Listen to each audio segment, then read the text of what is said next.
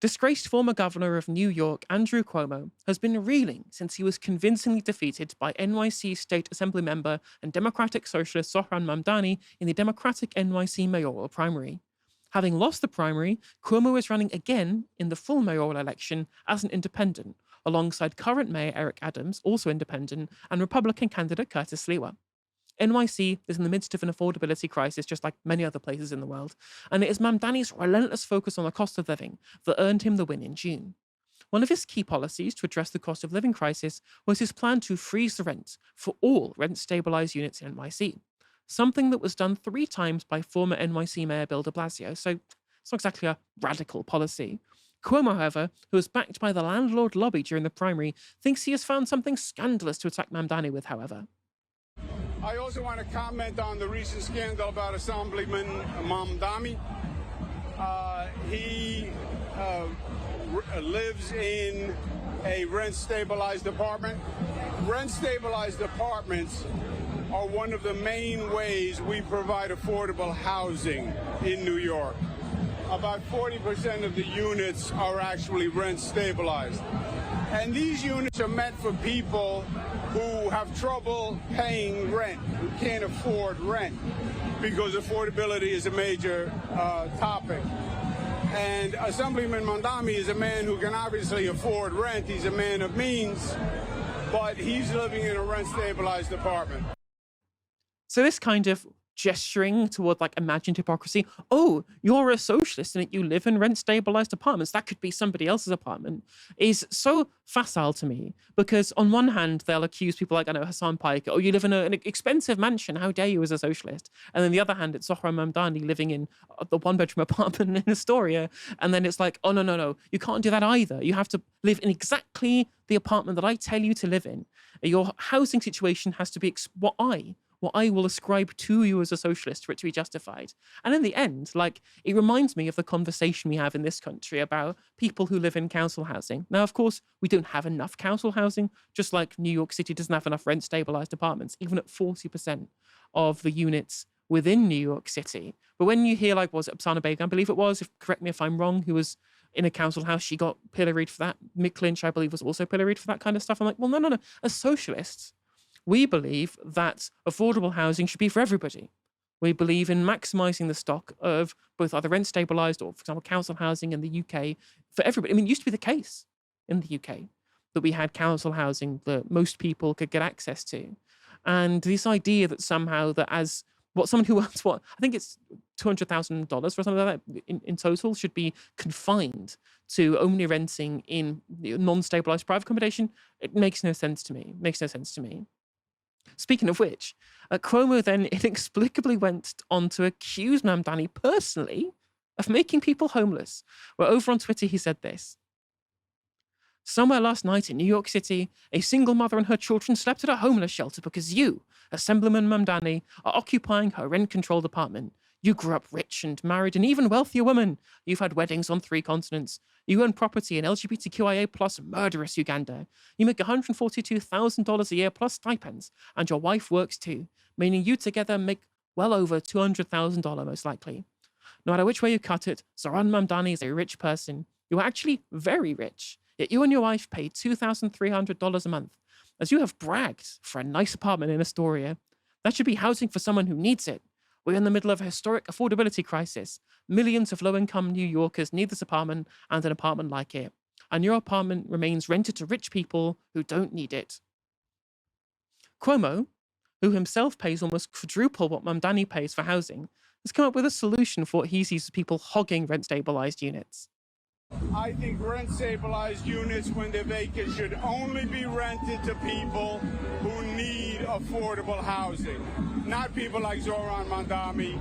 And I'm going to call it Zohran's Law because it's an abuse of the system and it's a fraud. And New Yorkers have a sixth sense where they can detect a person who's a fraud. And that's what's going on here. I'm enjoying that he still can't pronounce Mamdani's name correctly. I'm like, you've been on the campaign trail for months now, Andrew.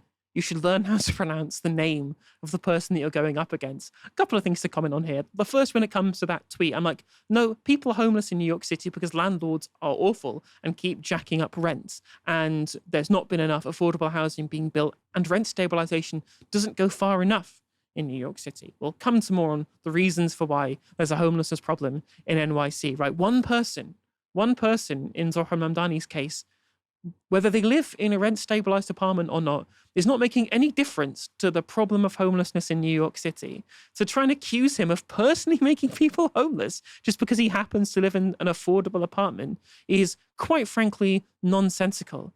And when it comes to the Uganda stuff, like, he's a US citizen. The reason why he's in America is because he prefers it, right? Him being a LGBTQIA plus ally, which Zohran is completely disconnected to the fact that he was born in a different country, which is, if I might say, a bit racist, maybe, a little bit racist. You say, well, you've got connection to another country and they're not nice to gay people. That means that you're a hypocrite. Do you think he chose to be born in Uganda? Real nonsense. And when it comes to imposing like a law in terms of where people go, well, people's circumstances can change. People may, at one point, not need rent-stabilized housing in New York City. And you say, well, you have to go into somewhere that isn't rent-stabilized, right? You can afford somewhere more than that. Well, what if their circumstances change? Well, if they lose a lot of money, you're going to be able to find them somewhere affordable to live. Well, if all the rent-stabilized housing has already been taken up because you've decided to allocate it in whatever means test you see fit, they'll have nowhere else to go. Again, the solution here is more affordable housing, which is Mamdani's plan for public housing, which is what sorely lacks in the United States. Not ever more means testing, as if anyone in the Western world wants there to be any more of that. Now, if like us, you've been following this race closely, you'll know that a central plank of Zohran's attacks against Cuomo have been his history of being scandal-ridden. Here he is detailing a litany of Cuomo's misdeeds during the primary debate. To Mr. Cuomo, I have never had to resign in disgrace. I have never cut Medicaid. I have never stolen hundreds of millions of dollars from the MTA. I have never hounded the 13 women who credibly accused me of sexual harassment. I have never sued for their gynecological records, and I have never done those things because I am not you, Mr. Cuomo. And furthermore, the name is Mamdani, M-A-M-D-A-N-I. You should learn how to say it because we got to get it right.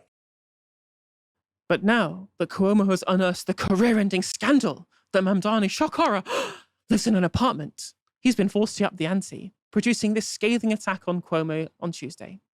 4 years ago, Andrew Cuomo resigned in disgrace, and you probably know why. The governor's office kept the nursing home death data secret. Cuomo aggressively groped an aide. Inappropriately touched a female state trooper. Use of state resources for a COVID-19 memoir. Less well known is what he spent the last 4 years doing, besides getting trounced in the Democratic primary. In 2022, Cuomo started Innovation Strategies LLC to represent individuals and corporations in a variety of matters. Definitely not vague. Last year, it raked in more than $500,000. Who paid for Cuomo's services? He refuses to say. But what journalists have been able to piece together is troubling. In April, Bloomberg revealed that Cuomo advised a cryptocurrency exchange based in the Seychelles as it faced federal investigations. Then in May, Politico reported that Cuomo failed to disclose $2.6 million in stock options to the New York City Conflicts of Interest Board. His excuse? The stocks were technically owned by Innovation Strategies LLC, of which he's the sole proprietor. Finally, in June, the New York Times uncovered that Cuomo had worked with his longtime friend Andrew Farkas on a luxury marina project in Puerto Rico. Farkas' previous partner on luxury marinas in the Caribbean? Jeffrey Epstein. We had a finance chair like none other, Andrew Farkas. That's the thing about Andrew Cuomo. Once you think you found out about all of his scandals, you find out about another, and then another, and then probably another. But if my friend, the disgraced former governor of the state of New York, feels that's unfair, Habibi, release your client list. That's right. Let me get this straight. On one hand, we have a guy who contributed to thousands of COVID care home deaths, who has multiple accusations of sexual harassment, who took away public transportation funds, who has professional connections with associates of Jeffrey Epstein, who has links to dodgy crypto exchanges, and who failed to declare assets of public interest, versus a guy who scandalously rents out an apartment on what is kind of a middle-class salary in New York City. It seems mad, really, that Cuomo would want to make this race about character, although I guess he didn't have much choice when everyone also hates his policies. And if that wasn't enough, Cuomo's feigned concern for the homeless is entirely performative. During his tenure as New York governor, the rent stabilized stock of NYC went down 96,000 units. And on top of this, Cuomo cut state funding for Mike Bloomberg's homelessness voucher program, leading to a 35% spike in homelessness. Right. Imagine being more austere and more right wing than Michael Bloomberg. The proof, however, will be in the pudding when it comes down to the actual election, and the polls make good reading if you're a Zohran fan. Mamdani is 19 points ahead in the current polling, against a field split between the other right-wing candidates, although other two-candidate preferred polls shows that Mamdani also beat each candidate individually. So even in the unlikely scenario where two of the other three candidates dropped out, Mamdani will still emerge victorious on current polling. Polls also show that Mamdani is beating Cuomo and Adams with conservative voters, showing that, in fact, voters do respond positively to populist rhetoric and economics, and the desire by centrist Dems to appear moderate to win these voters is the mug's game to win these people over. In an uncertain world where everyone, regardless of political affiliation, is sick of establishment candidates, political dynasties, what voters really want to see is sincerity and clarity. And Zohran's outreach to NYC Trump voters has clearly paid dividends. Curtis, Zohran's opponents are just getting so desperate now, aren't they? Oh, so desperate, so desperate. I have to say the response from Mamdani, oh, chef's kiss. Release the Cuomo list is fantastic. First of all, yeah, absolutely hilarious that he's trying to say that Mamdani is increasing homelessness because he's a wealthy person using subsidized housing. As you pointed out there, when Cuomo was mayor, homelessness went up. So under his watch, it happened. Then, of course, all the other scandals that come with that. What's really interesting, though, is it's sort of a personal, it's not a systemic attack against Mamdani, of course. When you say, well, this guy's a rich person and he's living in a $2,300 apartment, to me is kind of akin to when we say, I think we should accept refugees, and then someone turns around and says, well, why don't you house them in your apartment? And once you break that logic, it makes no sense because, of course, in terms of refugees, it's a global issue. It's not going to change anything if I were to keep them in my household. So if Mamdani was to leave that apartment, what is suddenly rent is really, really cheap? Homelessness ends? No, it's crap. At the end of the day, policy is what matters. Homelessness goes up under Cuomo, and Mamdani wants to freeze the rent. So there's that.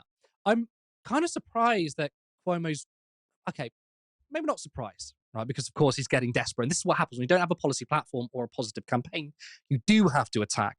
But given that Mamdani doesn't sort of step down, and he will come back and he will talk about the sexual assault allegations, he's got some brass neck about him. And I think the response to Mamdani is absolutely what the left need to be. We need to be aggressive. We need to take no shit, right?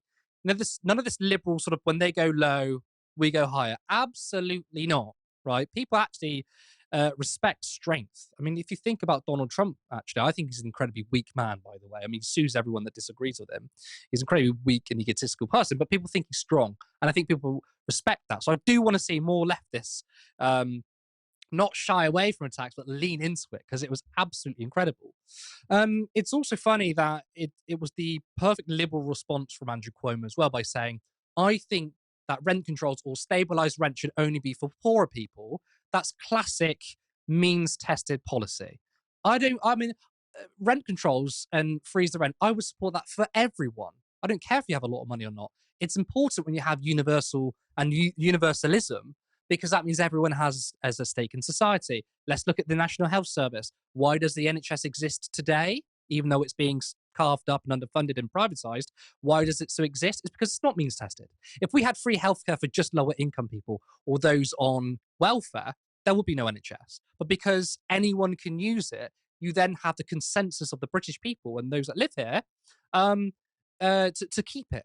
So it's a classic liberal response by saying we need to make sure we just subsidize it for poor people, which, by the way, he's not even interested in doing it. And so what if Mamdani is doing all right for himself? It's the classic sort of, like you said earlier, like socialist means when you're poor. I mean, socialism isn't a poverty cult. And when you brought up Hassan Piker as well, he's obviously a very wealthy person. It seems to me that critics will attack you when you're rich, will attack you when you're poor. When you talk about the rich and powerful, when you talk about inequality, it's because they don't want you talking about these issues. But I have to say, no notes from me, especially the bit of the Habibi. It was hilarious, and honestly, Mamdani has so much charisma. It is beautiful, and obviously that poll as well, what you showed, where he's actually more popular with conservative voters. Now, that doesn't surprise me because on your show a couple of weeks ago, there was a poll that showed, or a series of polls that showed that Reform voters prefer Jeremy Corbyn to Keir Starmer. Bernie Sanders, right, is far more popular with Republicans than your milquetoast liberal like Kamala Harris. Why is that? It's because the left, not liberals, the left actually have principles, policies, and I think people respect that as well. People might say, I disagree with you on that, right? I really don't like your policies on that. But this is what you say, this is what you mean. Someone like Keir Starmer, no one can trust him, he's a flip-flopper. The Democratic establishment, those kind of people, they don't have a backbone, they don't have principles, or at least Mamdani, you know what he stands for. And people respect that. And I just cannot wait when Mamdani beats him for the second time. It's going to be incredibly sweet, isn't it, Curtis? I think you're right. The Starmer comparison is just so on point. Because actually, we did the poll that we brought up from Labour defectors earlier on in the show today.